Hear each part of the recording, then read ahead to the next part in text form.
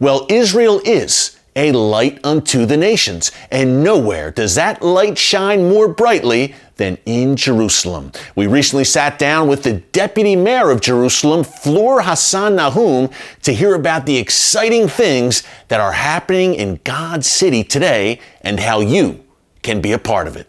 Take a look. Well, Fleur, thanks so much for joining us on the Watchman Show in your city, Jerusalem. Thank you so much. It's wonderful being here. Great to have you. Hey, this is becoming one of the hottest tourist destinations in the world. Tell us about how Jerusalem is just booming right now. It's really amazing because for many years we had, because of the various intifadas that we had, tourism was very, very low, especially for the Holy City and also the Holy Land. In the last 10 years, where everything has stabilized, we've seen numbers go up from 2.5 million to 4 million tourists a year. Wow. Now, when you look at the scale of things, or when you look at tourism in Europe, it's actually not even scratching the surface of how many people would come here. Just to give you an idea, we have 150,000 tourists in the old city every week. And what we're doing now in the city is trying to develop the infrastructures that can put up with 10 million tourists within the next 5 to 10 years. Because when you look at, for example, Copenhagen, you know, a European city, they have 40 million tourists a year. I come from Gibraltar, they have 10 million tourists a year. The holy city shouldn't have at least that. Yes. And that's what we're gearing towards. We're gearing towards receiving more and more tourists. And we're thrilled by all the Christian tourism, the evangelical tourism that are coming to our city, and people seeing the book come to life. But also, Jerusalem is the city where you have complete freedom of worship. And I have to say, only under our sovereignty will we have freedom of worship for all religions. And so at the moment we're leading a policy in City Hall to encourage tourism of every kind. And I in particular, I'm the tourism portfolio holder. I in particular am very interested in bringing in more evangelical tourism to this country, because I don't want the city to only be a destination for people, for pilgrims. I also want regular Christian families to see that it's also a fun place to come on a family holiday.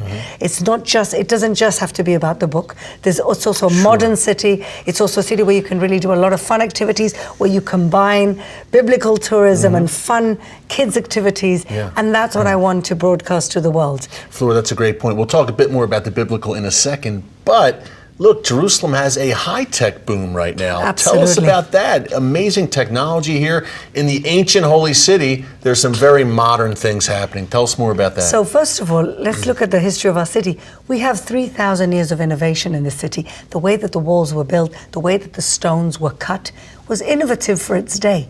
And that spirit of innovation has continued for 3,000 years. Now, actually, one of the reasons I ended up getting involved in politics was because I became an activist in trying to bring here a chunk of the startup nation. About 7-8 years ago, I got together with a group of younger people than me, students from Hebrew University, who said, well, why can't we have the intellectual capital here in the academic institutions in the city, in the Hebrew University, we have the talent, we have the human capital, why can't we take a chunk? Why can't we be the capital of the startup nation? And so we started with very, very focused activism. They say build it and they will come. The government came, the city came, they started funding startup community, started funding innovation centers in the city. I was very involved in building a bridge between academia and industry. And today we really, truly have a boom. We have tripled in the number of startups in the last 6 years. We have quadrupled in the number of investment in the city. And I'm very proud to say we're just creating at the moment a social impact fund for the city. So investing in businesses, real businesses, but businesses with a conscience, businesses that are actually developing the city and moving the city forward. Well, jobs are coming to Jerusalem. Industry is coming here. We actually had the U.S. Embassy come here in May 2018. Fleur, talk about the importance of that. We were told the sky was falling, that everything was going to break loose when the embassy moved. It did not happen. Talk about why that was a game changer and why other countries should move their embassies here to the ancient and ancestral capital of Israel. Well, it's actually, you have no idea how positive the moving of the embassy has been at every level. The embassy move was significant because the American government acknowledged that a country has the right to choose its own capital city. And to be smart enough to know that moving the embassy here does not impede any type of peace deal. No. You know, it doesn't impede it at all. On the contrary, I say to everybody who confronts me with this question, do you ever imagine a scenario in which any future peace deal will mean that Jerusalem is not the capital of the state of Israel? And not united. And not united. Do you ever imagine that that could be? Okay. So everybody says no. I say, so then why is it impeding peace? Yeah. You just recognize a reality. And so what the American government did is start a domino effect. Because after that, Guatemala, I speak fluent Spanish, so I'm very much in touch with all these wonderful Central and South American countries. Guatemala, Honduras have got a foot in now with a trade office. Australia opened a trade office. Brazil is talking about moving here. If the Americans would never have done this, we wouldn't even be talking about it.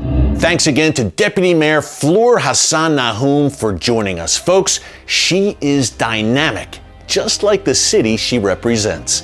Well, coming up, we're staying in Jerusalem to explore an ancient neighborhood from the time of Jesus. You will not want to miss this. Don't move.